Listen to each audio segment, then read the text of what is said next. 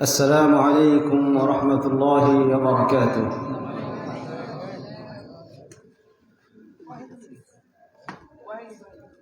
الحمد لله نحمده ونستعينه ونستغفره ونؤمن به ونتوكل عليه ونعوذ بالله من شرور أنفسنا ومن سيئات أعمالنا.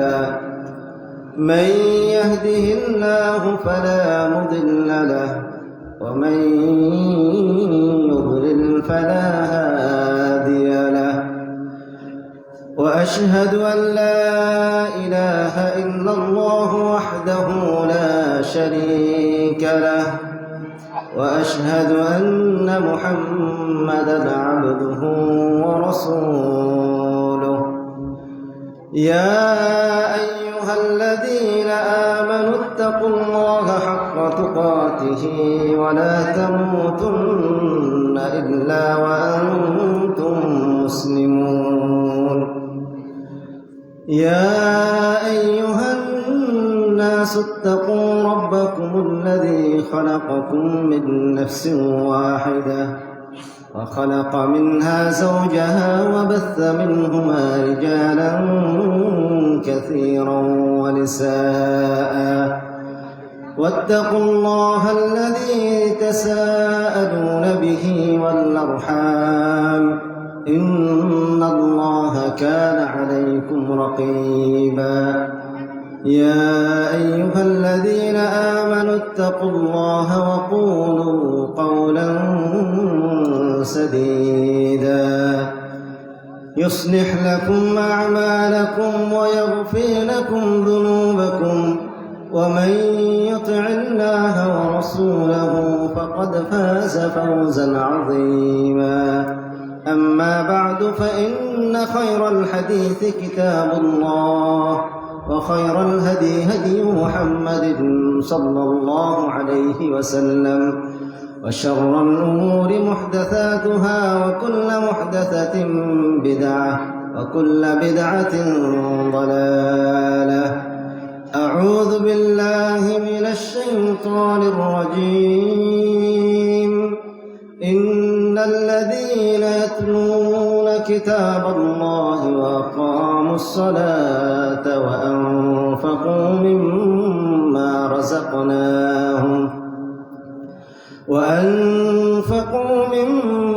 رزقناهم سرا وعلانية يرجون تجارة لن تبور. الحمد لله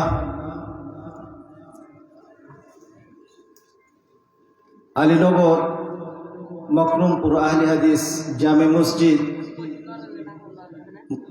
মক্তবের শিক্ষার্থীদের কোরআনুল কারীমের শিক্ষায় উদ্বুদ্ধকরণ প্রতিযোগিতা ও ইসলামী আলোচনার আজকে সম্মানিত সভাপতি, বিশেষ মেহমানবৃন্দ, সামনে উপবিষ্ট বিজ্ঞজনেরা ও স্নেহের ছাত্র ভাইয়েরা, রব্বুল আলামিনের সর্বপ্রথমে আমরা শুকরিয়া আদায় করি। রব্বুল আলামিন আমাদেরকে সুস্থ রেখে এই একটি মহতী প্রোগ্রামে আমাদেরকে উপস্থিত হওয়ার তৌফিক দান করলেন। সেই জন্য মহান রবের দরবারে হামদ শুকরিয়া আদায় করি, আলহামদুলিল্লাহ। সালাত ও তাসলিমাত অজর ধারায় বর্ষিত হোক সাইয়্যিদুল মুরসালিন রাহমাতুল লিল আলামিনের উপর, যেই মহামানব, যেই মহান নেতা, তার প্রতি অর্পিত যে আমানত আল্লাহ রাব্বুল আলামিন দিয়েছিলেন, সেই আমানত তিনি তার উম্মতকে যথাযথভাবে পৌঁছে দিয়েছেন। তার উপর সালাত ও তাসলিমাত اللهم صل وسلم على عبدك ورسولك প্রিয় উপস্থিতিবৃন্দু, আমি আলোচনা শুনছিলাম হাফেজ কারি মাওলানা আসগর আলী বিন দুরুল হুদা হাফিজাহুল্লাহ চমৎকার আলোচনা করছিলেন। বেশ ভালোই লাগছিল। রব্বুল আলামিনের কাছে দোয়া করে রব্বুল আলামিন তার ইলম এবং হায়াতে বারাকা দান করুন। প্রিয় দিনী ভাই ও বন্ধুগণ, আমি আপনাদের সামনে অল্প কিছু আলোচনা করব। আলোচনায় আমি খুব একটা অভ্যস্তও নয়, বলা যেতে পারে এই আলোচনায় আমার প্রথম আলোচনা, যার কারণেই এই আমার অগোছালো আলোচনা মনোযোগ দিয়ে শোনার জন্য আপনাদেরকে বিশেষভাবে আহ্বান জানাবো। আলোচনার অংশ থাকবে কুরআনুল কারীম কি, এটি একটি বিষয়ের উপর আলোচনা। দ্বিতীয়টি থাকবে আমাদের যারা এই কুরআনুল কারীম শিক্ষায় নিয়োজিত রয়েছে বা যে বাচ্চারা এই আলোচনা তাদের জন্য। তৃতীয়ত থাকবে আমরা যারা অভিভাবক রয়েছি, সন্তানের পিতা রয়েছি, তাদের সন্তানের প্রতি কি দায়িত্ব, এই দায়িত্ব যদি আমি যথাযথভাবে না পালন করি আমার পরিণতিটা কি হবে, এই বিষয়ে একটু আলোচনা করার চেষ্টা করব। এবং সর্বশেষ মা বোনদেরকে একটু লক্ষ্য করে আলোচনা করব। ওমা তৌফিক ইল্লা বিল্লাহ আলাইহি তাওয়াক্কালতু ওয়া ইলাইহি উনীব।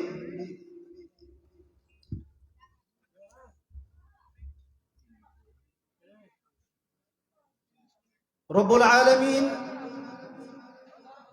কালামুল্লাহ ঘোষণা করছেন যে আয়াতটি ইতিপূর্বেও তেলাওয়াত করা হয়েছে বা সেদিকে আলোচনা করা হয়েছে, সে বিষয়ে একটু ফিরে যায়। কুরআনুল কারীমের মাজলিস বা ইলমে মাজলিস যেটি বলি না কেন আমরা, প্রতিটি জিনিসেরই যেমন নির্দিষ্ট আদব রয়েছে, ঠিক কুরআনুল কারীমেরও মাজলিসগুলোর একটু আদব রয়েছে। সেই আদবগুলো আমরা একটু মেনে চলার চেষ্টা করব। আল্লাহর হাবিব সাল্লাল্লাহু আলাইহি ওয়াসাল্লাম যখন কুরআনুল কারীম তেলাওয়াত করতেন, এই কুরআনুল কারীম যাতে অন্য মানুষরা, কাফের মুশরিকরা যাতে এটি ভালোভাবে শুনতে না পারে, এই জন্যেই কাফেরদের যারা নেতা লিডার ছিল তারা তাদের জনগণকে উদ্বুদ্ধ করে দিত, যখন তোমরা কোরআন তেলাওয়াত শুনবে, মুহাম্মদ যখন কুরআনুল কারীমের তেলাওয়াত করবে, তখন তোমরা হট্টগোল করবে, হইচই করবে, যাতে করে তোমাদের এই হইচই, যাতে করে তোমাদের এই আওয়াজ মুহাম্মাদের কোরআনের ওপর বিজয় লাভ করতে পারে। এই দিকে যদি আমরা খেয়াল করি, তাহলে আমাদের এই মজলিসে বসার আদবটাও আমাদেরকে খেয়াল করতে হবে। আমার আলোচনা, আমার গল্প, এটি যাতে কুরআনুল কারীমের আলোচনার উপর প্রাধান্য না পায়। আল্লাহ সুবহানাহু ওয়া তাআলা কালামুল্লাহ ঘোষণা করছেন, وقال الذين كفروا لا تسمعوا لهذا القرآن والغوا فيه لعلكم تغلبون। কাফেররা বলতো, যখন মুহাম্মদ কোরআন তেলাওয়াত করবে তোমরা উচ্চ স্বরে আওয়াজ করবে যাতে কুরআনুল কারীমে বিজয় লাভ করতে না পারে। আল্লাহ সুবহানাহু ওয়া তাআলা সূরাতুল ফুরকানে ঘোষণা করছেন, সূরাতুল ফুরকানের আগে আল্লাহ রাব্বুল আলামিন ঘোষণা করছেন, وقال الرسول يا ربي إن قوم اتخذوا هذا القرآن مهجورا। হে আমার রব, হে আমার পালনকর্তা, এই হচ্ছে আমার কওম, এই হচ্ছে আমার জাতি, যারা এই কোরআনুল কারীমকে পরিত্যাগ করেছে, কোরআনুল কারীমকে তুচ্ছভাবে ছেড়ে দিয়েছে। তাফসীরে এখানে লেখা হচ্ছে এই কোরআনুল কারীমকে পরিত্যাগ করা, বর্জন করা, এটির একটি আলামত হচ্ছে কোরআনুল কারীম যখন তেলাওয়াত করা হয়, এর আওয়াজ বা এর আলোচনা বা এর তাফসীর যখন পৌঁছে, তখন মানুষ সেখানে হট্টগোল করে। কাজেই আমরা যাতে আল্লাহ রাসূল সাল্লাল্লাহু আলাইহি ওয়াসাল্লামের দায়কৃত মামলার আসামি না হই, সেই দিকে খেয়াল রাখবো। ফিরে যায় আলোচনার দিকে। আমরা এই কোরআনুল কারীম কি, এই সম্পর্কে আমাদেরকে জানার পূর্বেই কোরআনুল কারীম এর প্রেক্ষাপটটাও আমাদেরকে জানা জরুরি। আল্লাহ সুবহানাহু ওয়া তাআলা পৃথিবীতে যুগের পর যুগ নবী এবং রাসূল প্রেরণ করলেন। আল্লাহ সুবহানাহু ওয়া তাআলা নবী রাসূলদেরকে যখন প্রেরণ করলেন, সেই সময়ে সবচাইতে, যেই নবীর যুগে সবচাইতে যেই বিশেষ বেশি প্রাধান্য ছিল, আল্লাহ রাব্বুল আলামিন সেই নবীকে, সেই বিষয়কে কেন্দ্র করে আল্লাহ রাব্বুল আলামিন মুজিজা দান করলেন। মুসা আলাইহিস সালাতু ওয়াস সালামের দিকে যদি আমরা দেখতে পাই, মুসা আলাইহিস সালাতু ওয়াস সালামের জামানায় জাদুর শিক্ষা দীক্ষা এর প্রচলনটা বেশি থাকায় আল্লাহ রাব্বুল আলামিন মুসা আলাইহিস সালাতু ওয়াস সালামকে যে মুজিজাটা দিলেন, এই মুজিজাটা ছিল তার একটি লাঠি, যেই লাঠিতে সমস্ত জাদুর যে উপদ্রবগুলো ছিল এগুলোকে খেয়ে ধূলিসাৎ করে দিত। আল্লাহ রাব্বুল আলামিন তার সর্বশ্রেষ্ঠ কালামুল্লাহ সুবহানাহু ওয়া তাআলাকে নাযিল করবেন। আল্লাহ রাব্বুল আলামিন এই জন্য পৃথিবীটাকে সাজিয়ে নিলেন। আমরা যদি দেখি ইব্রাহিম আলাইহিস সালাতু ওয়াস সালাম, যে ইব্রাহিম আলাইহিস সালাতু ওয়াস সালাম কে আল্লাহ রাব্বুল আলামিন একের পর এক পরীক্ষা করলেন। ইব্রাহিম আলাইহিস সালাতু ওয়াস সালামের দীর্ঘদিন যাবত কোনো সন্তান নেই। আল্লাহ রাব্বুল আলামিনের কাছে সন্তান চাচ্ছেন, ইয়া রাব্বাল আলামিন আমাকে সন্তান দাও, ইয়া রাব্বাল আলামিন আমাকে সন্তান দাও। দোয়া করতে করতে আল্লাহ রাব্বুল আলামিন বার্ধক্যের যখন শেষ পর্যায়ে পৌঁছে গেল, আল্লাহ সুবহানাহু ওয়া তাআলা ইব্রাহিম আলাইহিস সালাতু ওয়াস সালামকে একটি সন্তান দান করলেন। আল্লাহ রাব্বুল আলামিন আবার ইব্রাহিম আলাইহিস সালাতু ওয়াস সালামকে পরীক্ষা করার জন্য বললেন, হে ইব্রাহিম তুমি তোমার সন্তানকে কুরবানি করো। আল্লাহ সুবহানাহু ওয়া তাআলা এই পরীক্ষাতে ইব্রাহিম আলাইহিস সালাতু ওয়াস সালামকে পাশ করিয়ে দিলেন। আবার আল্লাহ রাব্বুল আলামিন ইব্রাহিম সালাতু ওয়াস সালামকে পরীক্ষা করার জন্য আল্লাহ রাব্বুল আলামিন আগুন দিয়ে পরীক্ষা করলেন। এই পরীক্ষাতে ইব্রাহিম আলাইহিস সালাতু ওয়াস সালাম পাশ করে গেলেন। আলোচনা করার মুখ্য উদ্দেশ্য হচ্ছে, লক্ষ্য উদ্দেশ্য হচ্ছে যে ইব্রাহিম আলাইহিস সালাতু ওয়াস সালামকে আল্লাহ রাব্বুল আলামিন এত পোড়ালেন, জ্বালালেন, এত জ্বালিয়ে পুড়িয়ে আল্লাহ রাব্বুল আলামিন নির্ভেজাল একজন মানুষ বানালেন। তার থেকে একটি ছেলে ইসমাঈল আলাইহিস সালাতু ওয়াস সালাম আসলেন। ইসমাঈল আলাইহিস সালাতু ওয়াস সালামের যে বংশধর গুলো ছিল, তার মাঝে বানি কিনানা যে বংশধর ছিল, সেই বংশ থেকে আল্লাহ রাব্বুল আলামিন এই মুহাম্মদ সাল্লাল্লাহু আলাইহি ওয়াসাল্লামকে নির্বাচন করলেন। কেননা আল্লাহ সুবহানাহু ওয়া তাআলা যাকে এমন একটি বিষয় দিতে যাচ্ছেন যেটি হচ্ছে সর্বশ্রেষ্ঠ, আল্লাহ রাব্বুল আলামিন যে ফেরেশতার মাধ্যমে মুহাম্মদ সাল্লাল্লাহু আলাইহি ওয়াসাল্লামকে কোরআনুল কারীম দিলেন, সেই ফেরেশতা জিবরাইল আলাইহিস সালাতু ওয়াস সালাম ফেরেশতা মণ্ডলীদের মাঝে সবচেয়ে উত্তম। আর যার প্রতি আসলো মুহাম্মদ সাল্লাল্লাহু আলাইহি ওয়াসাল্লাম, তিনিও হচ্ছেন সবচেয়ে উত্তম।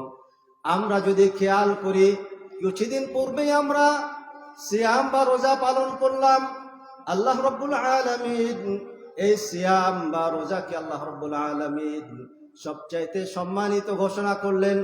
আল্লাহ হাবিব সাল্লাল্লাহু আলাইহি ওয়াসাল্লাম বলেন, এই সিয়ামের প্রতিদান আল্লাহ রাব্বুল আলামিন নিজ হাতে দিবেন। প্রশ্ন হলো, আমরা তো আরো সিয়াম রাখি, এই সিয়াম ছাড়া অন্য সিয়ামগুলোতে আল্লাহ রাব্বুল আলামিন কেন এত প্রশংসা করলেন না? আল্লাহ রাব্বুল আলামিন এই সিয়ামের মাসে একটি রাতকে নির্ধারণ করে দিলেন, যে রাতটিতে ইবাদত করলে হাজার মাসের চাইতে উত্তম।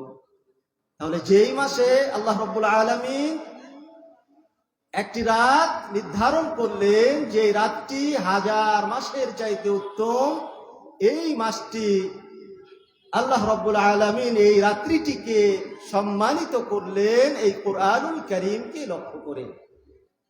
কুরআনুল কারীমকে নাজিল করার কারণে যে রাতটি সবচেয়ে মর্যাদাবান হয়ে গেল, গুরুত্বপূর্ণ হয়ে গেল, যে মহামানবের ওপর আসলো, সেই মহামানব যেমন সম্মানিত হয়ে গেলেন, গুরুত্বপূর্ণ হয়ে গেলেন, ঠিক তেমনি ভাবে এই কুরআনুল কারীম যারা ধারণ করবেন, এই কুরআনুল কারীম যারা লালন পালন করবেন, তারাও হবে সবচাইতে সম্মানিত।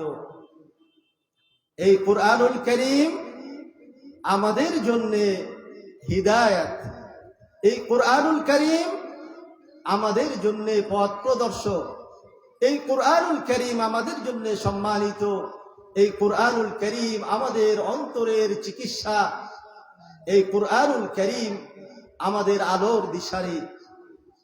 আল্লাহর হাবিব সাল্লাল্লাহু আলাইহি ওয়াসাল্লামকে এই কুরআনুল কারীম দেওয়ার পূর্বে আল্লাহ সুবহানাহু ওয়া তাআলা তার আত্মাটাকে বের করে চারবার আল্লাহ রাব্বুল আলামিন তার আত্মা থেকে শয়তানের যে ওয়াসওয়াসাগুলো ছিল, শয়তানের যে কুমন্ত্রণাগুলো ছিল, আল্লাহ রাব্বুল আলামিন এটিকে পরিষ্কার করে দিলেন।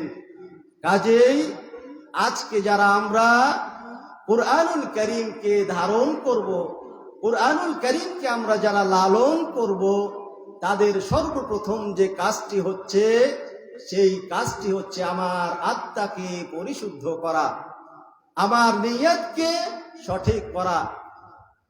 এই আত্মা যদি পরিশুদ্ধ না করি, তবে এটি কুরআনুল কারীমের জন্য সম্মানজনক নয়।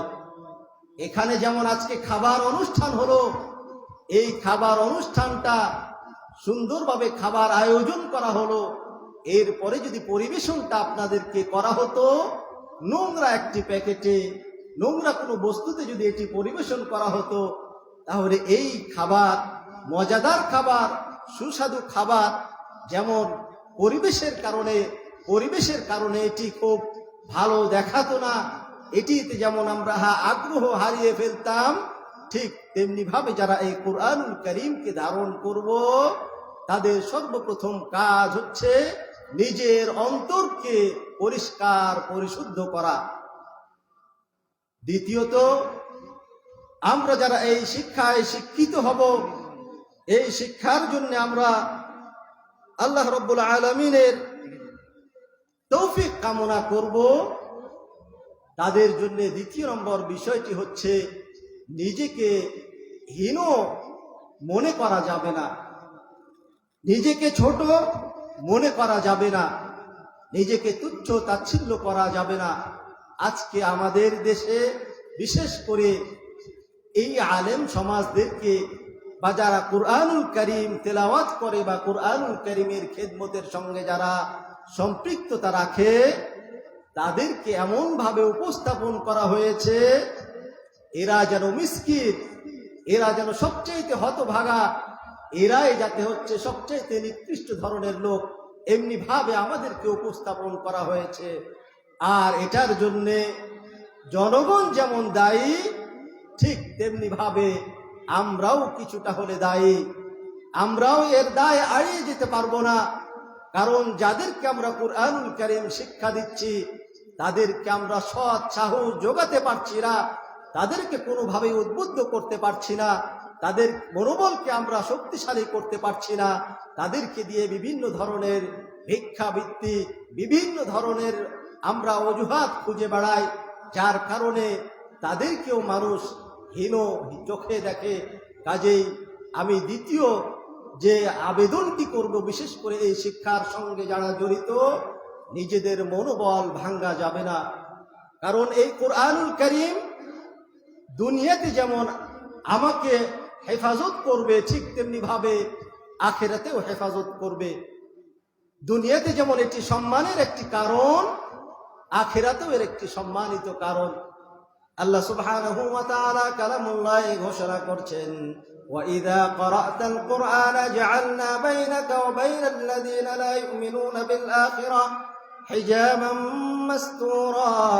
হে মুহাম্মদ, আপনি যখন কোরআনুল কারীম তেলাওয়াত করবেন, আর যারা আল্লাহ রাব্বুল আলামিনের প্রতি ঈমান আনে না, আখিরাতের প্রতি বিশ্বাস স্থাপন করে না, এমন ব্যক্তি যদি থাকে, এমন শত্রু যদি থেকে থাকে, আল্লাহ রাব্বুল আলামিন হিজাবাম মাসতুরা, আল্লাহ রাব্বুল আলামিন বলেন ওয়াজআলনা বাইনাকুম ওয়া বাইনাহু হিজাবাম মাসতুরা। মুহাম্মদ, আমি এবং তাদের মাঝে তোমাকে আমি একটি পর্দা করে দিব, অন্তরায় করে দিব।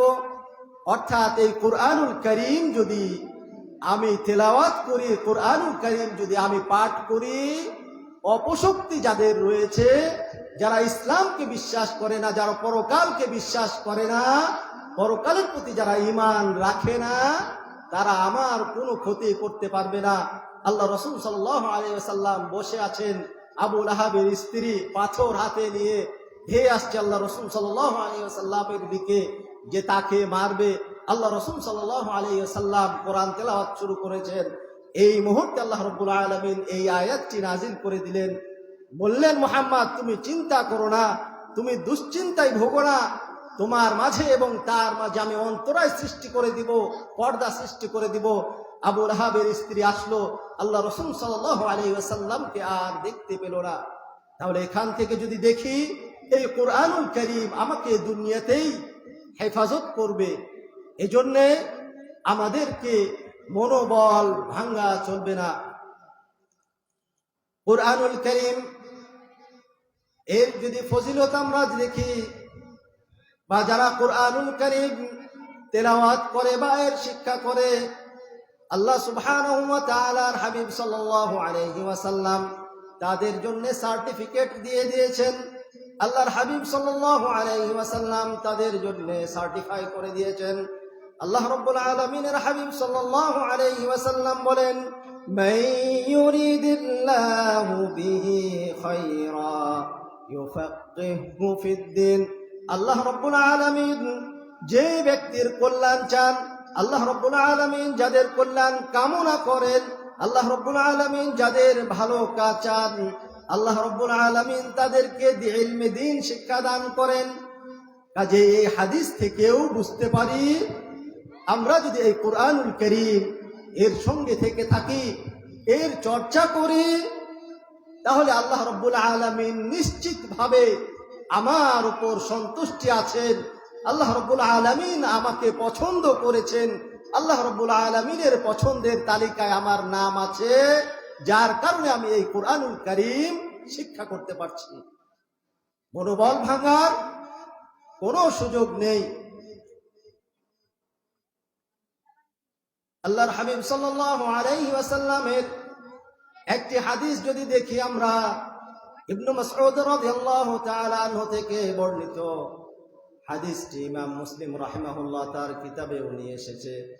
আল্লাহর হাবিব সাল্লাল্লাহু আলাইহি ওয়াসাল্লাম বলেন, তোমাদের মাঝে সবচাইতে যে ব্যক্তি কোরআনুল কারীম বেশি জানবে, যে ব্যক্তি সবচাইতে কোরআনুল কারীমের তেলাওয়াত সবচাইতে ভালো জানবে, ভালো পারবে, সেই ব্যক্তি হবে ইমাম, সেই ব্যক্তি হবে নেতা, সেই ব্যক্তি হবে সালাতের ইমাম। তাহলে এখানে আজকে আমরা যদি দেখি, একজন হাফেজ, তার বয়স হয়তো 12-13 বছর হয়েছে, বিপরীতে এখানে যদি একজন এমপি মন্ত্রী আসে, যেই এমপি মন্ত্রী অনেক শিক্ষিত, বিভিন্ন ধরনের ডক্টর, বিভিন্ন ধরনের ইঞ্জিনিয়াররাও আসে, আমরা কাকে ইমামতি করতে দিব? কাকে ইমামতি করতে দিব? যে ব্যক্তি হাফেজ, যে ব্যক্তি কোরআনুল কারীম সবচাইতে বেশি ভালো জানে তাকেই আমরা ঠেলে দিব। কাজেই আমাদের মনোবল ভাঙার কোনো সুযোগ নেই, আমাদের মনোবল ভাঙার কোনো সুযোগ নেই। যারা ইলমে দ্বীন শিক্ষা করে, কুরআনুল কারীম শিক্ষা করে, আমরা বিশেষ করে এই কুরআনুল কারীম নিয়ে শিক্ষা নিয়ে ব্যস্ত থাকে, তাদের মাঝে আর যদি আমরা একটা স্কুল কলেজের জেনারেল স্টুডেন্টদের মাঝে একটা পার্থক্য যদি করি, সেটিও আমাদের কাছে স্পষ্ট হয়ে যায়। একজন মাদ্রাসা পড়ুয়া ছাত্রকে যদি বলা হয় তোমাকে 24 ঘন্টা পর ইংরেজিতে বক্তব্য দিতে হবে, আর বিপরীতে একজন স্কুল কলেজের ছাত্রকেও যদি বলা হয় তোমাকে 1 ঘন্টা পর আরবিতে বক্তব্য দিতে হবে, তাহলেই আমরা রেজাল্টটা দেখতে পাবো। একজন স্টুডেন্ট যে মাদ্রাসায় লেখাপড়া করে, সে কোনো না কোনো ভাবে বাংলায় লিখে হোক, কারো কাছ থেকে শিখে হোক, মুখস্থ করে সে 24 ঘন্টার ভিতরে সে তার ইংরেজি বক্তব্য উপস্থাপন করতে সক্ষম হবে। বিপরীতে একজন স্কুল কলেজের ছাত্র যদি আরবি জেনে না থাকে, তাকে 24 দিনও দিলে তার দ্বারা এই আরবি বক্তব্য উপস্থাপন করা সম্ভব হবে না। কাজেই তোমাদের মনোবল ভাঙার কোনো সুযোগ নেই। আল্লাহর হাবিব সাল্লাল্লাহু আলাইহি ওয়াসাল্লাম উহুদের ময়দানে যখন শহীদ হয়ে গেল সাহাবীরা, সেই সময় কাপড়ের সংকট দেখা দিল।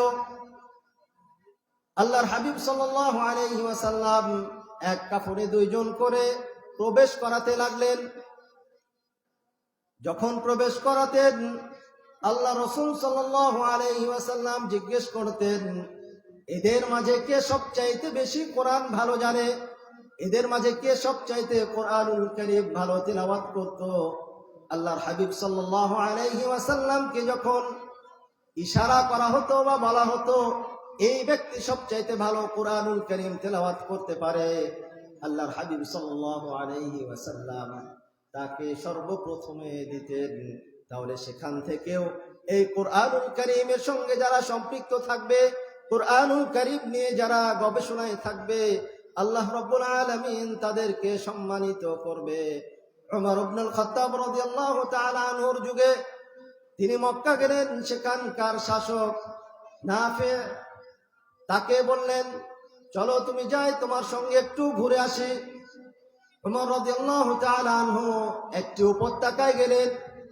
একটি পর্বতের কাছে গিয়ে জিজ্ঞেস করলেন, এই পর্বত, তোমাকে যে গভর্নর বানালাম, শাসক বানালাম, তো এই পর্বতটি তুমি, এই ওয়াদিটি, এই উপত্যকাতে তুমি কাকে শাসনভার, কাকে নিযুক্ত করেছো, কাকে দায়িত্ব দিয়েছো এটি শাসন করার?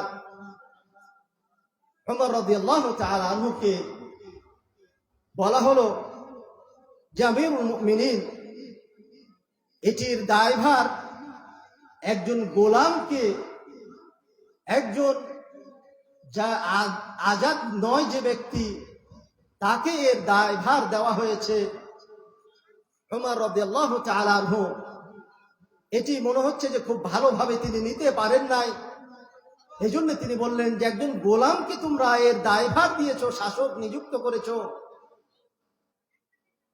অতঃপর তাকে বলা হলো আমিরুল মুমিনিন, যাকে নিযুক্ত করেছি তিনি হচ্ছেন সবচাইতে কুরআনুল কারীম ভালোভাবে তিলাওয়াত করতে পারেন, তিনি ইলমুল ফারাইদ এর জ্ঞান সবচাইতে ভালো আছে, যার কারণে তাকে এই দায়ভার দেওয়া হয়েছে, তাকে এখানে নিযুক্ত করা হয়েছে। আমিরুল মুমিনিন ওমর রাদিয়াল্লাহু তাআলা আনহু তখন একটি হাদিস আল্লাহ রাসূল সাল্লাল্লাহু আলাইহি ওয়াসাল্লাম থেকে যে হাদিসটি শুনেছিলেন, সেই হাদিসটি তিনি বললেন। আল্লাহর হাবিব সাল্লাল্লাহু আলাইহি ওয়াসাল্লাম বলেন, ইন্নাল্লাহা ইয়ারফাউ বিহাদাল কওম, ইন্নাল্লাহ, নিশ্চয় আল্লাহ রাব্বুল আলামিন এই কোরআনুল কারীমের মাধ্যমে ইয়ারফাউ আকওয়ামান, কিছু কওমকে বা কোনো জাতিকে আল্লাহ রাব্বুল আলামিন আসনে সুউচ্চ আসন দেন, মর্যাদার সুউচ্চ আসনে আল্লাহ রাব্বুল আলামিন তাকে সমাসীন করেন। আর এই কোরআনুল কারীম যে ব্যক্তি পরিত্যাগ করে দিবে, কোরআনুল কারীম যে ব্যক্তি অবজ্ঞা করবে, কোরআনুল কারীম যে ব্যক্তি মানবে না, আল্লাহ রাব্বুল আলামিন এই কোরআনুল কারীমের মাধ্যমে এক জাতিকে লাঞ্ছিত করে দেন। কাজে প্রিয় উপস্থিতি, বন্ধুরা, এই কোরআনুল কারীমের ধারক বাহকরা যারা আছো, এই কোরআনুল কারীমকে তিলাওয়াত করার জন্য, কোরআনুল কারীমের বক্তব্যে আসার জন্য বিভিন্ন জন হয়তো তোমাকে আমাকে বিভিন্নভাবে অনুৎসাহিত করতে পারতে, হয়তো বা তারা আমাকে বিভিন্ন ধরনের টিটকারি করে। কাজে তোমার আমার মনোযোগ ভেঙে দিলে চলবে না। আল্লাহর হাবিব সাল্লাল্লাহু আলাইহি ওয়াসাল্লামের হাদিস নওয়াস রাদিয়াল্লাহু তাআলা আনহু থেকে বর্ণিত, আল্লাহ রাসূল সাল্লাল্লাহু আলাইহি ওয়াসাল্লাম বলেন, কিয়ামতের মাঠে কোরআনুল কারীমকে নিয়ে আসা হবে এবং কোরআনুল কারীমের ধারক বাহক যারা রয়েছে তাদেরকেও নিয়ে আসা হবে। কোরআনুল কারীম, আল্লাহর হাবিব সাল্লাল্লাহু আলাইহি ওয়াসাল্লাম এর বিষয়ে বলছেন, কোরআনুল কারীমের মধ্যে দুইটি সূরা, সূরাতু বাকারা এবং সূরাতু আলে ইমরান, এই দুইটি সূরার বিষয়ে বলছে। আল্লাহর হাবিব সাল্লাল্লাহু আলাইহি ওয়াসাল্লাম বলেন, এই দুইটি সূরা এমন ভাবে মানুষকে আল্লাহ রাব্বুল আলামিনের কাছ থেকে, বিপদ থেকে মুক্ত করে দিবেন। আল্লাহর হাবিব সাল্লাল্লাহু আলাইহি ওয়াসাল্লাম বলেন, এই দুইটি সূরা আল্লাহ রাব্বুল আলামিনের কাছে মেঘমালা হয়ে থাকবে, মেঘের মতো ছায়া দিতে থাকবে এই দুইটি সূরা, এবং আল্লাহ রাব্বুল আলামিনের কাছে গিয়ে বলবে, ইয়া রাব্বাল আলামিন, এদের ব্যাপারে আমি তোমাকে সুপারিশ করছি, কাজে তুমি আমার সুপারিশটা গ্রহণ করো। কোরআনুল কারীম কিয়ামতের মাঠে যখন অবস্থা খারাপ হয়ে যাবে, আম্বিয়ায়ে কেরামরাও পেরেশানিতে পড়ে যাবে, এই মুহূর্তে কোরআনুল কারীম আমাদের জন্য সুপারিশ করবে। আল্লাহর হাবিব সাল্লাল্লাহু আলাইহি ওয়াসাল্লাম বলেন, ইকরাউল কোরআন, তোমরা কোরআনুল কারীম তেলাওয়াত করো, কোরআনুল কারীম পাঠ করো। ফাইন্নাহু ইয়াতি ইয়াউমাল কিয়ামাতি শাফিআন লিআসহাবি, কেননা এই কোরআনুল কারীম কিয়ামতের মাঠে আল্লাহ রাব্বুল আলামিনের কাছে সুপারিশ করবে। অন্য হাদিসে আমরা দেখতে পাই যে সিয়াম এবং কোরআনুল কারীম আল্লাহ রাব্বুল আলামিনের কাছে ঝগড়া লাগিয়ে দিবেন। সিয়াম বলবে, ইয়া রব্বি, আমি তাকে দিনের বেলা পানাহার থেকে বাধা দিয়েছিলাম, কাজেই তুমি তাকে ক্ষমা করে দাও। বিপরীতে কোরআনুল কারীম বলবে, ইয়া রব্বাল আলামিন, আমি কোরআনুল কারীম, এরা রাত জেগে আমাকে তেলাওয়াত করত, এরা রাত জেগে আমাকে শ্রবণ করত, কাজেই তুমি তাদের বিষয়ে আমার সুপারিশ গ্রহণ করো। আল্লাহ রাব্বুল আলামিন তাদের সুপারিশ গ্রহণ করবে এবং ওই ব্যক্তিকে জান্নাতে দিবে। কাজেই আমরা যদি দেখি, কোরআনুল কারীমের তেলাওয়াতের সঙ্গে, কোরআনুল কারীমের চর্চার সঙ্গে, এর শিক্ষার সঙ্গে আমরা যারা লেগে থাকব, তারা নির্ভয়ে নির্বিঘ্নে দুনিয়াতে এবং আখিরাতে চলাচল করতে পারব। তাহলে কোরআনুল কারীমের সঙ্গে আমরা যারা জড়িত, তাদের মনোবল ভাঙ্গা কখনোই চলবে না। এই বিষয়ে আর হয়তোবা সামনে অগ্রসর হব না। এখন যে বিষয়টি নিয়ে কথা বলবো, এই বিষয়টি হচ্ছে, আমাদের যারা সাধারণ মানুষ রয়েছে, তারা কি কোরআনুল কারীম তেলাওয়াত করছি কি করছি না? তেলাওয়াত করার জন্য আমরা কোনো উদ্যোগ গ্রহণ করছি কিনা? আল্লাহ রাব্বুল আলামিনের কাঠগড়ায় যদি আমাকে দাঁড়াতে হয়, তাহলে কি প্রশ্ন দিব, কি জবাব দিব, এটার প্রস্তুতি আপনি গ্রহণ করছি কিনা, এই বিষয়ে খেয়াল করতে হবে। আজকে আমার যদি একটা অ্যান্ড্রয়েড ফোনে কোনো কিছু না বুঝি, ফোনে একটি মেসেজ এসেছে ইংরেজিতে, এটি যখন আমরা না বুঝি, বোঝার ক্ষমতা নাই, কিন্তু দেখলাম একটি মেসেজ আসলো, আসার পরে আমি উদ্বিগ্ন হয়ে গেলাম, কি মেসেজ আসলো? এই মেসেজ আসলো তো আবার ইংরেজিতে, কি করে এটা সম্পর্কে জানতে পারি? এখানে কি বলা হচ্ছে? আমাকে কোনো কিছু হাদিয়া দিবে নাকি আমাকে কিছু সতর্ক করছে? এটি জানার জন্যে পাড়া মহল্লায় যারা একটু ইংরেজি বুঝে, মোবাইল বুঝে, তাদের কাছে ছুটাছুটি করি, ভাই কি বলেছে দেখেন তো, বলেন তো এখানে কি লিখেছে।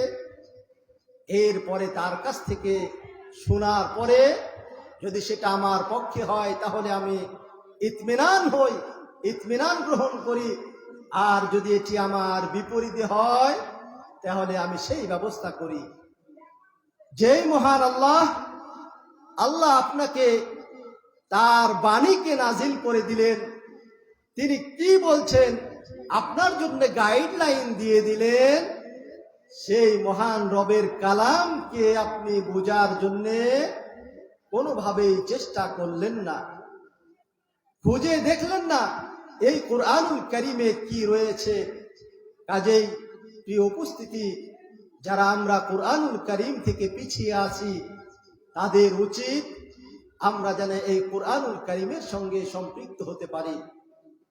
আমি শুরুতে একটি আয়াতে কারিমা তেলাওয়াত করেছিলাম। এই আয়াতে কারিমা আল্লাহ সুবহানাহু ওয়া তাআলা বলছেন, ইন্নাল্লাযীনা ইয়াতলুনা কিতাবাল্লাহ, যারা আল্লাহ রাব্বুল আলামিনের কিতাবকে তেলাওয়াত করে, যারা কোরআনুল কারীমকে তেলাওয়াত করে, ওয়া আকামুস সালাহ, এবং তারা সালাত আদায় করে, সালাত প্রতিষ্ঠা করে, ওয়া আনফিকু মিম্মা রাযাকনাহুম, এবং আমি তাদেরকে যা রিজিক দিয়েছে এই রিজিক থেকে তারা ব্যয় করে, ইয়ারজুনা তিজারাতান লান তাবুর, তারা এমন একটি ব্যবসা আল্লাহ রাব্বুল আলামিনের সঙ্গে মিলিত হয়, এমন একটি ব্যবসা আল্লাহ রাব্বুল আলামিনের সঙ্গে চুক্তিবদ্ধ হয়, যেই ব্যবসায় আল্লাহ রাব্বুল আলামিন কখনো অকল্যাণ দিবেন না, যে ব্যবসায় আল্লাহ রাব্বুল আলামিন ক্ষতি সাধন করবে না। তাহলে কোরআনুল কারীম যদি আমি তেলাওয়াত করি, আমি সালাত আদায় করি, একটি জায়গায় আমি পার হয়েছি, আরেকটি জায়গা রয়েছে, সেটি হচ্ছে আমি দান করি, কিন্তু আমি কোরআনুল কারীম তেলাওয়াত করতে পারি না।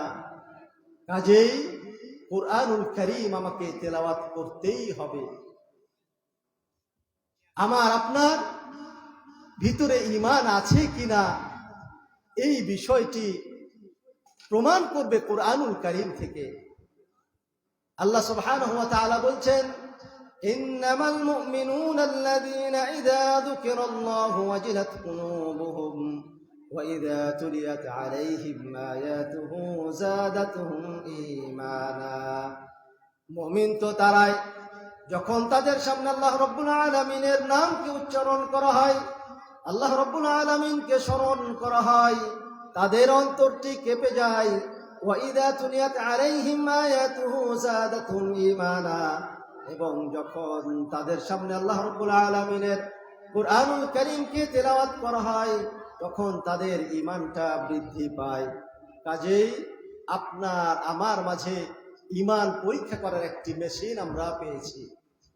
যদি আপনার কোরআনুল কারীম তেলাওয়াত শোনার পরে আপনার অন্তরে জ্বালা পোড়া তৈরি হয়, আপনার অন্তর যদি পেরেশানিতে ভুগে, তাহলে বুঝতে হবে আপনার ঈমান এখনো বেঁচে আছে। আর এই কোরআনুল কারীম যদি তেলাওয়াত করার পরেও আমার আপনার অন্তরে কোনো প্রভাব না ফেলে, তাহলে বুঝতে হবে আমার আপনার ঈমান নিবু নিবু অবস্থায় শেষ হয়ে যাচ্ছে।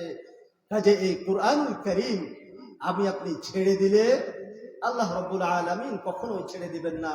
আল্লাহর হাবিব সাল্লাল্লাহু আলাইহি ওয়াসাল্লাম এই জন্যই বলছেন, আল কুরআনু হুজ্জাতুন লাকা আও আলাইকা, এই কোরআনুল কারীম তুমি যদি তেলাওয়াত করো, তুমি যদি এর আমল করো, তাহলে এই কোরআনুল কারীম আল্লাহ রাব্বুল আলামিনের সঙ্গে ঝগড়া করেও তোমাকে জান্নাতে নিয়ে যাবে। আর বিপরীতে তুমি যদি কোরআনুল কারীমের প্রতি আমল না করো, তেলাওয়াত না করো, এই কোরআনুল কারীম তোমার বিরুদ্ধে সাক্ষী দিবে। কোরআনুল কারীম যদি আপনার বিরুদ্ধে দাঁড়িয়ে যায়, আল্লাহ রাব্বুল আলামিনের আদালত থেকে ছুটা বড়ই কঠিন। কাজেই আমরা এই বিষয়েও খেয়াল করব, আমি আপনি আসলে কোরআন তেলাওয়াত করছি কিনা। আল্লাহ রাব্বুল আলামিনের হাবিব সাল্লাল্লাহু আলাইহি ওয়াসাল্লামের একটি হাদিস, যে হাদিসটিতে তিনি বলছেন, আল্লাহর হাবিব সাল্লাল্লাহু আলাইহি ওয়াসাল্লাম বলেন, কিয়ামতের মাঠে মানুষকে আল্লাহ রাব্বুল আলামিন কিছু প্রশ্ন না করে একটি পা নড়ার সুযোগ দিবে না। আরবায়ে খিসালিন, চারটি প্রশ্ন আল্লাহ রাব্বুল আলামিন করবেন। এই চারটি প্রশ্ন যদি আমরা আল্লাহ রাব্বুল আলামিনের যথাযথভাবে জবাব না দিতে পারি, আল্লাহ রাব্বুল আলামিন আমাদেরকে নড়ার কোনো সুযোগ দিবেন না। তার মাঝে একটি প্রশ্ন হবে, তুমি তোমার ধন সম্পদ, তুমি তোমার মাল সম্পদ, টাকা পয়সা কিভাবে অর্জন করেছো এবং কিভাবে ব্যয় করেছো, এটি যদি আমরা না করি, আল্লাহ রাব্বুল আলামিন আমাদেরকে নড়ার সুযোগ দিবে না। কাজেই আজকে যারা আমরা অভিভাবক হয়েছি, গার্ডিয়ান হয়েছি, তাদের জন্য উচিত, আমি কোরআনুল কারীম শিখতে না পারলেও আমার সন্তান যাতে এখান থেকে মাহরুম না হয়ে যায়, বা যারা কোরআনুল কারীম এর সঙ্গে সম্পৃক্ত, তাদের সাথেও যাতে আমরা সম্পৃক্ত হতে পারি, এই বিষয়ে খেয়াল রাখতে হবে। ওমর ইবনুল খাত্তাব রাদিয়াল্লাহু তাআলা আনহু বসে আছেন, এমন সময় তার কাছে এক ব্যক্তি গিয়ে বললেন, আমিরুল মুমিনিন, আমার ছেলে অবাধ্য, আমার কথা শুনছেন আমিরুল মুমিনিন। পিতা তার কাছে গিয়ে নালিশ করছে, আমিরুল মুমিনিন, আমার ছেলে তো কথা শোনে না, কি করা যায়? ওমর রাদিয়াল্লাহু তাআলা আনহু অত্যন্ত কঠোর মানুষ ছিলেন। তিনি ডাকলেন, তার ছেলেকে আসতে বলা হলো। তার ছেলে যখন আসলো, জিজ্ঞেস করা হলো, তুমি কি তোমার বাবার কথার অবাধ্য হও? মা বাবার কথা শোনো না? আমিরুল মুমিনিনকে উত্তর দিল, হ্যাঁ। এরপর আমিরুল মুমিনিনকে ওই ব্যক্তি প্রশ্ন করলো, ওই বাচ্চা প্রশ্ন করলো, ইয়া আমিরুল মুমিনিন, একজন পিতার কাছ থেকে সন্তানের কি হক রয়েছে? একজন পিতার কাছ থেকে সন্তান কি পেতে পারে, এটি এখন আপনি আমাকে বলেন। ওমর রাদিয়াল্লাহু তাআলা আনহু তাকে বললেন, একজন সন্তান তার পিতার কাছ থেকে যেটি পাবে, আদর্শবান মা পাবে, এটি তার হক। দ্বিতীয় হচ্ছে, তাকে সুন্দর নামে নামকরণ করবে। তৃতীয় হচ্ছে, তাকে উত্তম শিক্ষা দিবে, আদব শিক্ষা দিবে। এরপরে ওই যুবক, ওই বাচ্চা আমিরুল মুমিনিন রাদিয়াল্লাহু তাআলা আনহুকে বলছেন, আমিরুল মুমিনিন, আমার বাবা এই তিনটার কোনটাই করেননি। তিনি আমাকে উত্তম মা দেননি, আদর্শবান আমাকে মা দেননি। তিনি আমাকে সুন্দর নামে নামকরণ করে নাই, তিনি আমাকে সুন্দর শিক্ষাও দেয়নি, আদব শিষ্টাচার কিছু শিক্ষা দেয়নি। কাজে এখানে আমার ত্রুটিটা কোথায়? আল্লাহ সুবহানাহু ওয়া তাআলা এই জন্য বিশেষ করে আমাদেরকে সতর্ক করেছেন, কিয়ামতের মাঠে যখন মানুষকে শাস্তি দেওয়া, জাহান্নামে যখন শাস্তি দেওয়া হবে, ইয়াউমা তুকাল্লাবু বুজুহুহুম ফিন-নার ইয়াকুলুনা ইয়া লাইতানা আতা'না আল্লাহ ওয়া আতা'না আর-রাসূলা وقالوا ربنا إنا أطعنا سادتنا وكبراءنا فأضلونا السبيلا। তারা বলবে, ইয়া রাব্বুল আলামিন, ইন্না আতা'না সাদাতানা ওয়া কুবারা'না, আমরা আমাদের যারা লিডার ছিল তাদেরকে অনুসরণ করেছি, আমাদের যারা বড়রা ছিল তাদেরকে অনুসরণ করেছি, তারা আমাদেরকে পথভ্রষ্ট করেছে। কাজেই আপনি ফাআতিহিম দি'ফাইনি মিনাল আযাব, আপনি তাদেরকে দ্বিগুণ শাস্তি দিন। আপনার ছেলে, আপনার মেয়ে তাকে যদি যথাযথভাবে শিক্ষায় সুশিক্ষায় শিক্ষিত না করেন, আপনার বিরুদ্ধে কোর্টে দাঁড়াবে। আল্লাহ সুবহানাহু ওয়া তাআলা অন্য জায়গায় ঘোষণা করছেন, তারা কি করবে? রবকে বলবে, আল্লাহ তাদেরকে নিয়ে আসো, পায়ের নিচে ডোলে তাদেরকে লাঞ্ছনায় দিই, অপমান করি। কাজে আজকে যারা আমরা অভিভাবক হয়েছি, তাদের এই বিষয়গুলো খেয়াল রাখা দরকার। সর্বশেষ মা বোনদেরকে একটি আহ্বান জানায়, মা বোনদের ভূমিকা এই ক্ষেত্রে সবচেয়ে জরুরি। কারণ মা বোনরাই হচ্ছে একটি বাচ্চার প্রাথমিক বিদ্যালয়। এখান থেকেই শিষ্টাচার, এখান থেকেই ভদ্রতা, এখান থেকেই তারা শিক্ষা লাভ করবে। কাজে মা বোন, আপনারা সতর্ক হন, নিজের সন্তানকে গড়ুন, আগামীতে যাতে এরা আপনার বিপদের কারণ না হয়ে দাঁড়ায়। আসমা রাদিয়াল্লাহু তাআলা আনহার মতো হন, যে আসমা রাদিয়াল্লাহু তাআলা আনহা আবু বকর রাদিয়াল্লাহু তাআলা আনহুর মেয়ে আসমা রাদিয়াল্লাহু তাআলা আনহু এবং তার ছেলে জুবাইর রাদিয়াল্লাহু তাআলা আনহু, আব্দুল্লাহ ইবনে জুবাইর আব্দুল্লাহ, তার ইতিহাসটা আমরা অনেকেই জানি। শেষ মুহূর্তে আব্দুল্লাহ ইবনে জুবাইর রাদিয়াল্লাহু তাআলা আনহু যখন হাজ্জাজ বিন ইউসুফের সঙ্গে যুদ্ধে জড়িয়ে পড়ে, মার কাছে সাক্ষাৎ করতে যায়, আব্দুল্লাহ ইবনে জুবাইর রাদিয়াল্লাহু তাআলা আনহু, মা বৃদ্ধা হয়ে গেছে, চোখে দেখে না। এমন সময় মাকে সালাম দিয়ে বলল, আসসালামু আলাইকুম মা। মা বলল, ওয়ালাইকুম আসসালাম। বলল, বাবা কি খবর? বলছে, মা তোমার সঙ্গে সাক্ষাতে এসেছি। মা তাকে উত্তর দিল, তুমি এই মুহূর্তে সাক্ষাতে এসেছো, অথচ হাজ্জাজ বিন ইউসুফের বাহিনী মক্কার ধ্বংস করে দিচ্ছে, তার বিপরীতে যারা আছে তাদেরকে শহীদ করে দিচ্ছে, তোমার দলের লোকজনকে শহীদ করে দিচ্ছে, তুমি এই মুহূর্তে আমার সঙ্গে সাক্ষাতে এসেছো। বলল, না মা, আপনার কাছে পরামর্শের জন্য এসেছি। বলছে, কি পরামর্শ?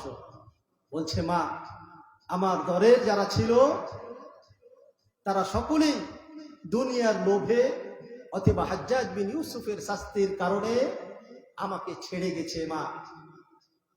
মা এখন আমি কি করতে পারি? আসমা রাদিয়াল্লাহু তাআলা আনহা তাকে বললেন, তুমি কি চাও? হাজ্জাজ বিন ইউসুফের কাছে তুমি আত্মসমর্পণ করবে? তুমি দুনিয়ার লোভ লালসার কারণে তার কাছে তুমি তোমাকে নিজেকে সঁপে দিবে, এমনটি চাও? আব্দুল্লাহ ইবনে জুবাইর রাদিয়াল্লাহু তাআলা আনহু বলল, না মা। বলছে, তাহলে কেন তোমার ভয়? কেন তুমি তার সঙ্গে যুদ্ধে যাচ্ছ না? সে বলল, মা আমি আশঙ্কা করি আমি যখন মারা যাব তারা আমার বিভিন্ন অঙ্গ প্রত্যঙ্গ কেটে ফেলে এগুলো নিয়ে খেল তামাশা করবে। আসমা রাদিয়াল্লাহু তাআলা আনহা কেমন মা, তার সন্তানকে বলছে, তুমি কি একটি ছাগলের দিকে দেখো নাই? যে ছাগল জবেহ করার পর তার চামড়াগুলো যখন ছুটিয়ে নেওয়া হয়, ওই ছাগলের কি আর কোনো কিছু অনুভূতি শক্তি থাকে? আসমা রাদিয়াল্লাহু তাআলা আনহা ছেলেকে কিভাবে গড়ছেন, ছেলেকে কিভাবে গড়েছেন, কঠোর অবস্থার দিকে ছেড়ে দিচ্ছেন, ছেলের প্রতি কোনো দয়া দেখাচ্ছেন না। একটি কারণ, সেটি হচ্ছে আমি তোমাকে আল্লাহর রাস্তায় দিয়ে দিয়েছি, আমি তোমাকে ছেড়ে দিয়েছি আল্লাহর রাস্তায়, কাজেই তোমার দিকে তোমার মায়া মহাব্বত আমাকে কোনো কিছুতেই পিছে সরাতে পারবে না। অতঃপর মা বললে, বাবা আসো, কাছে আসো, সর্বশেষ তোমার শরীরের ঘ্রাণটা আমি একটু নেই। আব্দুল্লাহ ইবনে জুবাইর রাদিয়াল্লাহু তাআলা আনহু মার কাছে গেলেন, গিয়ে মা তার ঘ্রাণ নিল, সেও তার মাকে চুমু করলো। এমন অবস্থায় তার মা অনুভব করলো যে সে যুদ্ধের পোশাক বর্ম পরেছে। আসমা রাদিয়াল্লাহু তাআলা আনহু বিক্ষিপ্ত হয়ে গেলেন, বললেন, তুমি কি কাপুরুষ?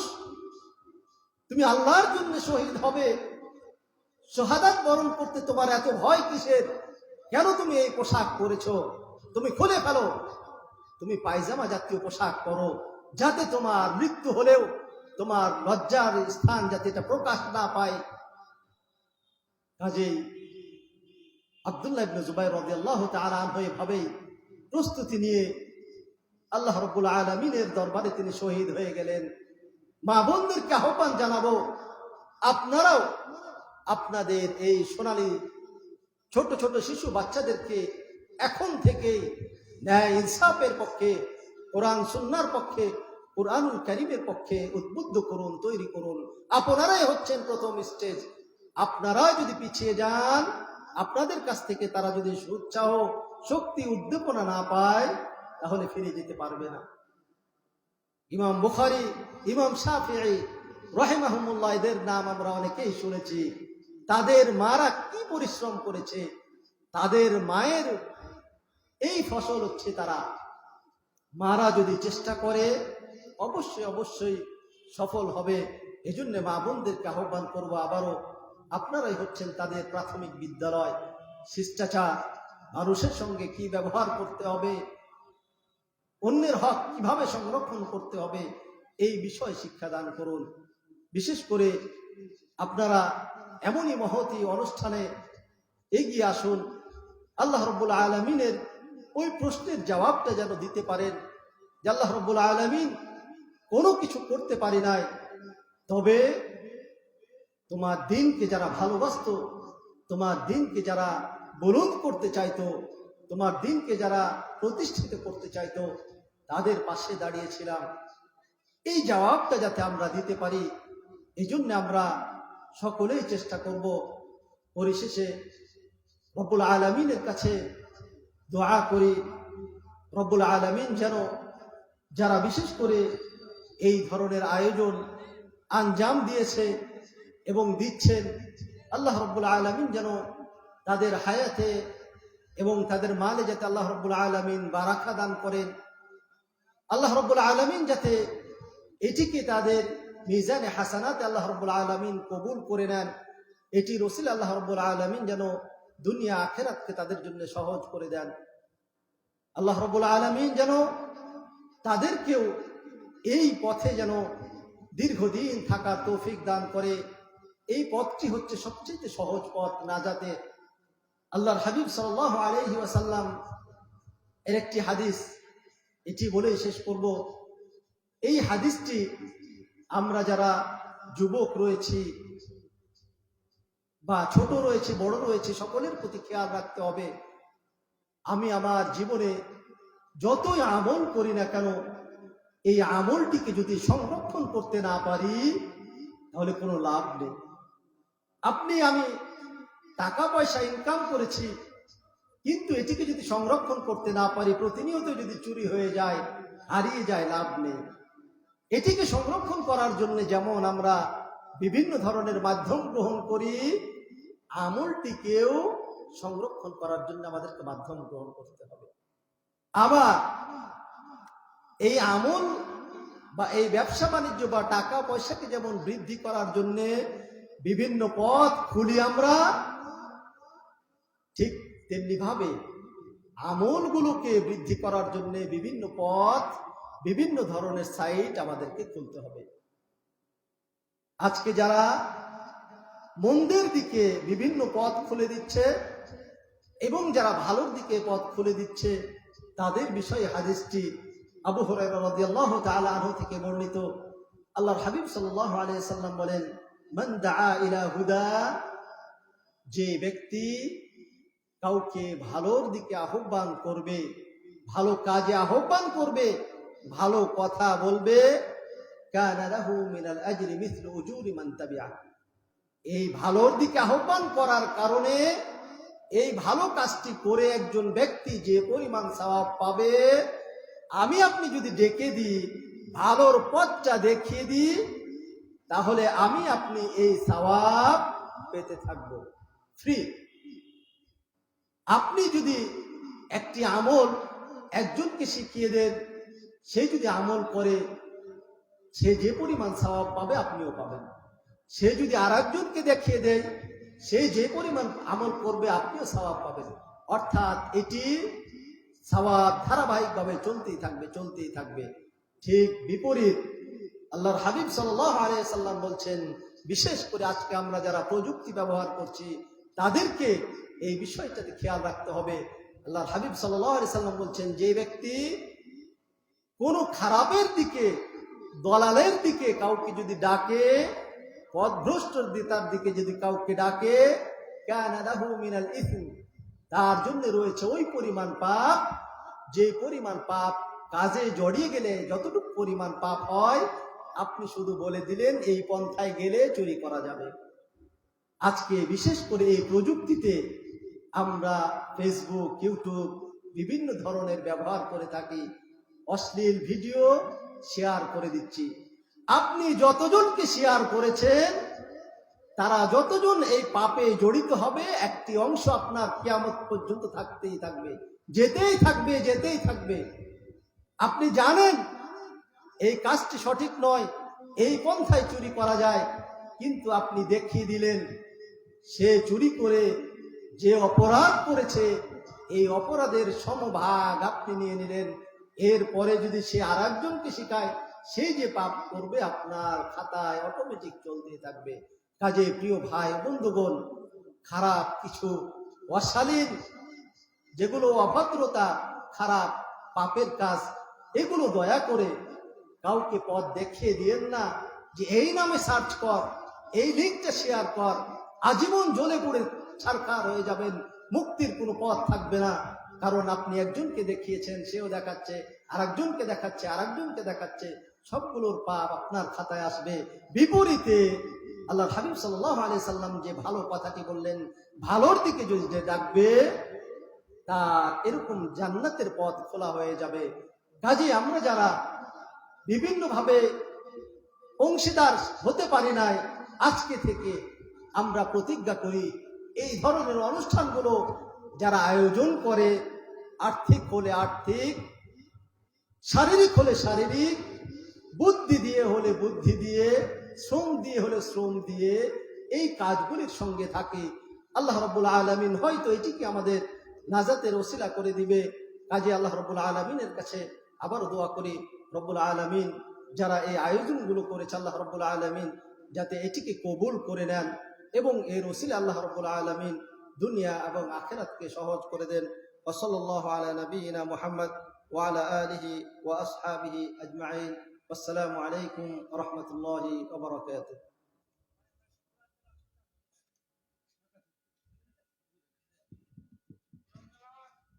সম্মানিত হাজিরিন, আল্লাহ শুকরিয়া।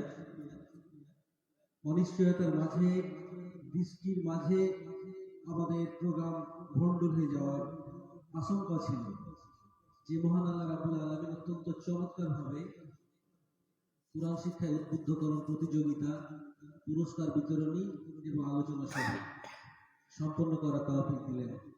সে আল্লাহ শুকরিয়া আদায় করবো না আমরা? আলহামদুলিল্লাহ।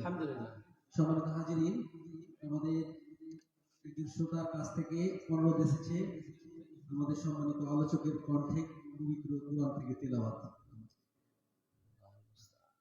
ভূতারামকে কোরআন থেকে তেলাওয়াত করার জন্য সবিনয়ে অনুরোধ করছি। أعوذ بالله من الشيطان الرجيم. بسم الله الرحمن الرحيم. ولا تحسبن الله غافلا عما يعمل الظالمون إنما يؤخرهم ليوم تشخص فيه الأبصار مهطعين مقنعي رؤوسهم لا يرتد إليهم طرفهم وأفئدتهم هواء وأنذر الناس يوم يأتيهم العذاب فيقول الذين ظلموا ربنا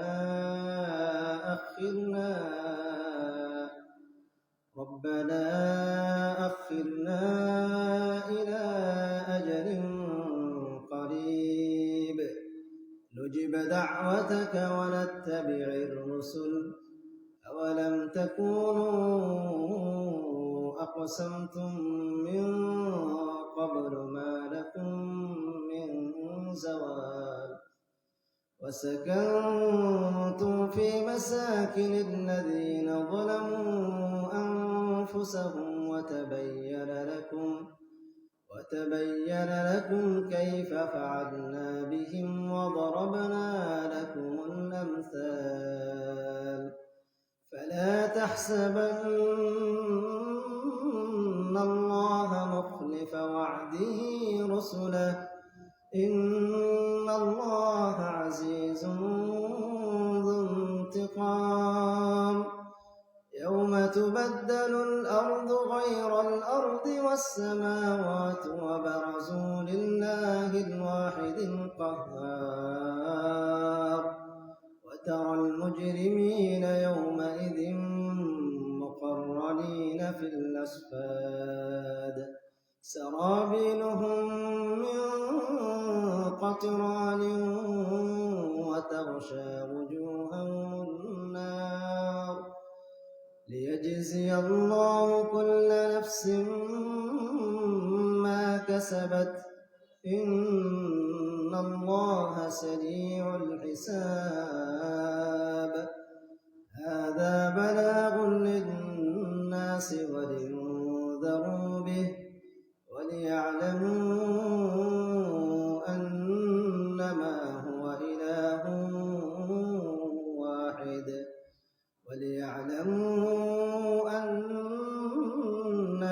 هو إله واحد وليذكر أولو الألباب الحمد لله মাশাআল্লাহ।